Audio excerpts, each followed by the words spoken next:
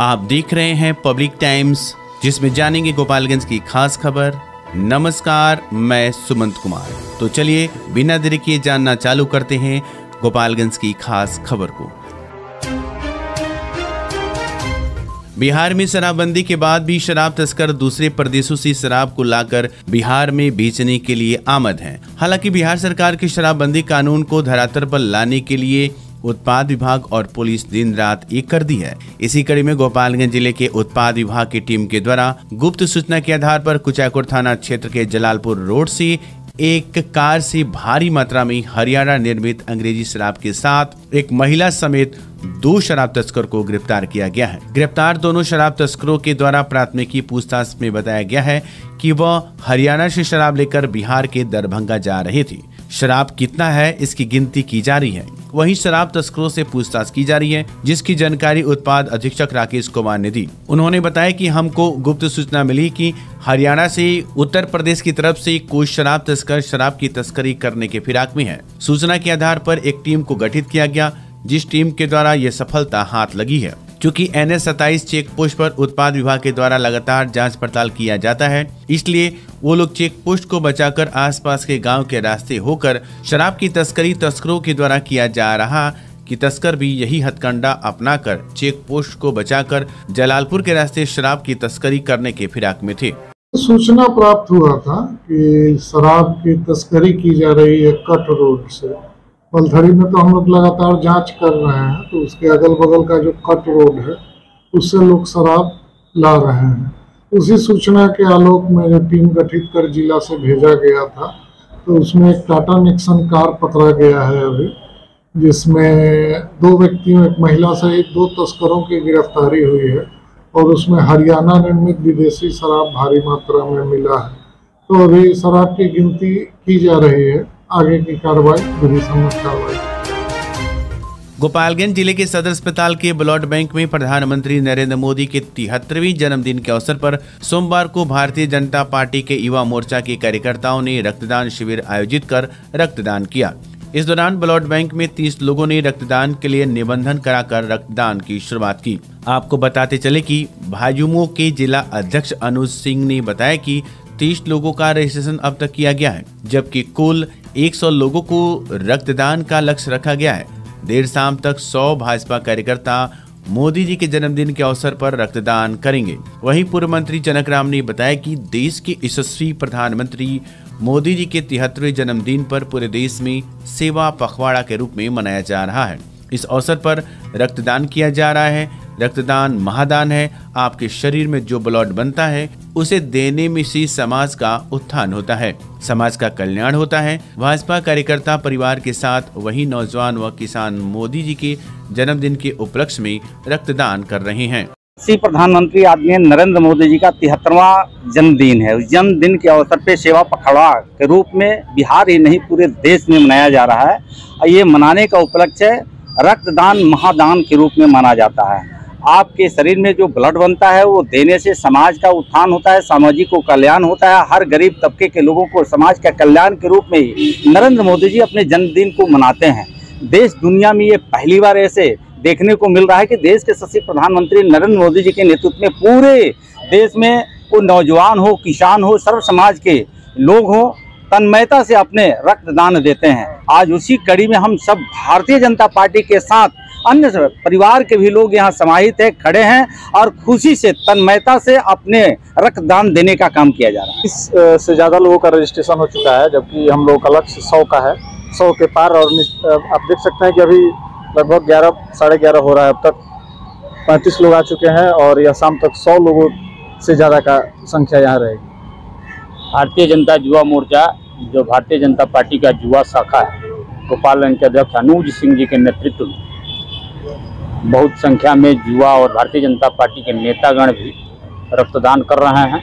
Nation is first, Bharat सर्वोपरि, उस सिद्धांत को चरितार्थ करते हुए जो देश के जो ज़रूरतमंद लोग हैं, गोपालगंज के ज़रूरतमंद लोग हैं, जो ब्लड के अभाव में, खून के अभाव में बहुत सारी समस्याओं का सामना करना उन लोगों को पड़ता है, तो भारतीय जनता पार्टी के कार्यकर्ता इस समस्या को दूर कर रहे हैं। हम लोग रक्तदान इसलिए कर रहे हैं कि ज़रूरतमंदों के काम आए और हम अपने यशस्वी प्रधानमंत्री नरेंद्र मोदी जी का जन्मदिन है, उसका हम लोग सेवा पखवाड़ा के रूप में मना रहे हैं।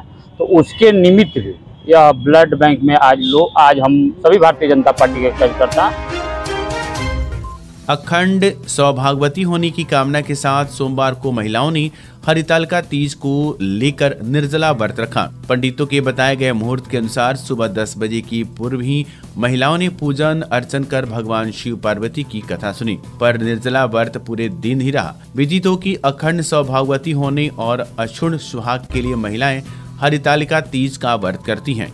इसको लेकर पूरे विधि विधान से महिलाओं ने निर्जला व्रत रखा। व्रत के दौरान महिलाओं ने मंदिरों में या फिर अपने घरों में ही शिव पार्वती की कथा सुनी और पूरे विधि विधान के व्रत को संपन्न किया। व्रत को लेकर तमाम शिवालयों और मंदिरों में व्रती महिलाओं की भीड़ दिन भर बनी रही। महिलाओं ने मंदिरों में पूजन अर्चन कर भगवान से आशीर्वाद प्राप्त किया।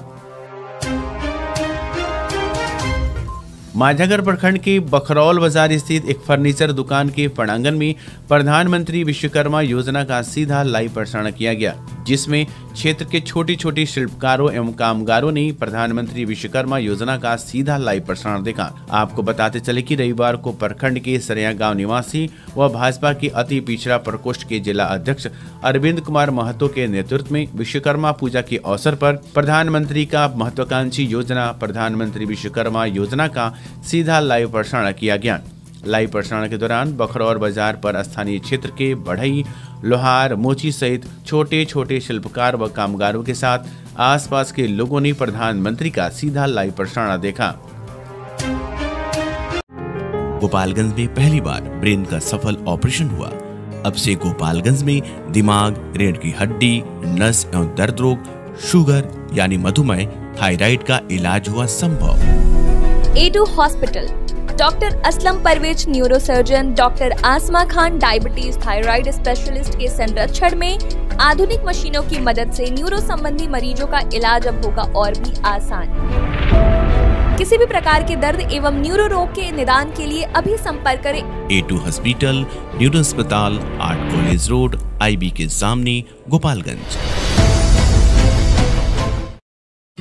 छोटी सी आंखों में पूरी दुनिया को देखने का हुनर होता है, तो इसकी देखभाल बिल्कुल सावधानी से। हम हैं Titan world and Titan I plus exclusive Titan showroom, जहां कंप्यूटर द्वारा निःशुल्क आंखों की जांच। अनुभव करें हमारे 20 स्टेप त्रुटिहीन घड़ियों और चश्मों के स्टार्टिंग प्राइस 599 से।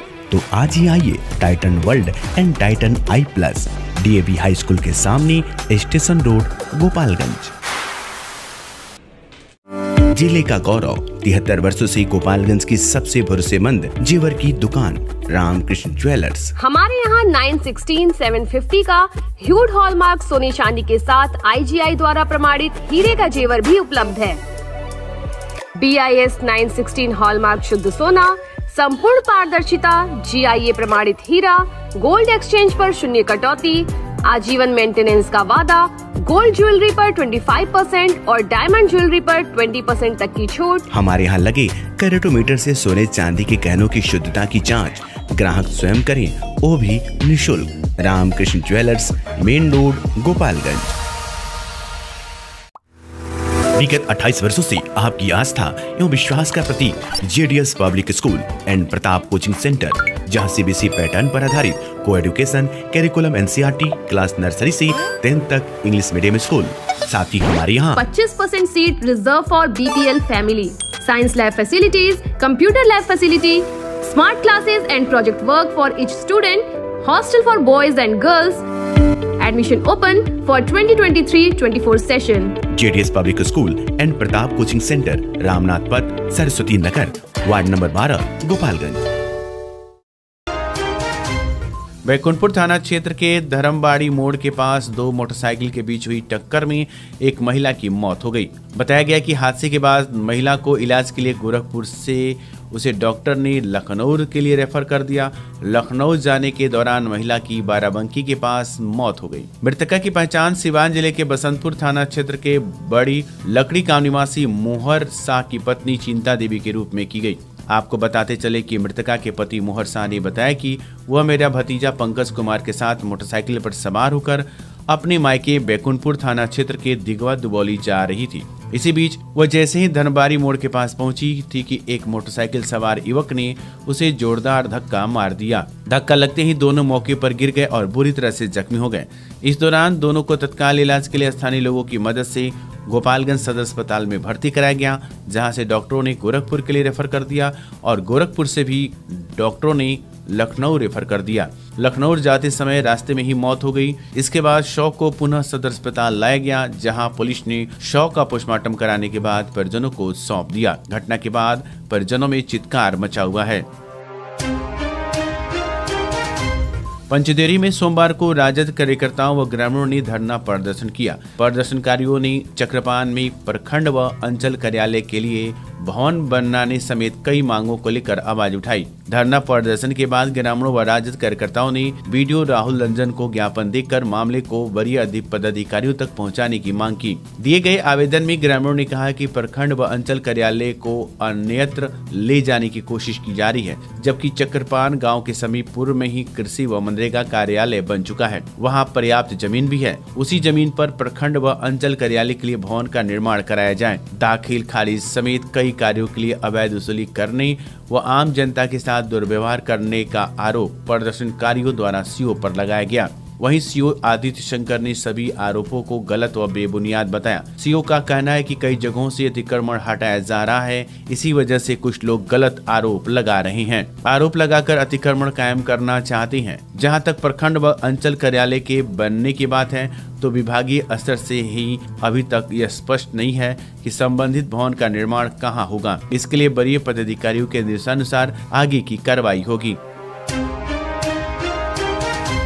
श्रीपुर ओपी पुलिस ने एक गुप्त सूचना के आधार पर रविवार की देर शाम सिवान जिला अंतर्गत बढ़िया थाना क्षेत्र के फाजिल टोला गांव में छापेमारी कर कुर्की के एक अभियुक्त को गिरफ्तार कर लिया। इसकी जानकारी देते हुए श्रीपुर ओपी अध्यक्ष अशोक कुमार ने बताया कि गिरफ्तार कुर्की का अभियुक्त सिवान जिला अंतर्गत बढ़िया थाना क्षेत्र के फाजिल टोला गाँव के निवासी अदालत हुसैन का पुत्र फिरोज आलम बताया जाता है, जिसे सोमवार को पुलिस अभिरक्षा के बीच न्यायिक हिरासत में गोपालगंज भेज दिया गया। उचका गांव थाना क्षेत्र के श्यामपुर गांव के एक युवक को इंटरनेट मीडिया पर भोजपुरी गाने के साथ देसी कट्टा लेकर फोटो वायरल करना महंगा पड़ गया। सूचना मिलने पर रविवार के दिन श्यामपुर चौराहे पर छापेमारी कर पुलिस ने किशोर को हिरासत में ले लिया।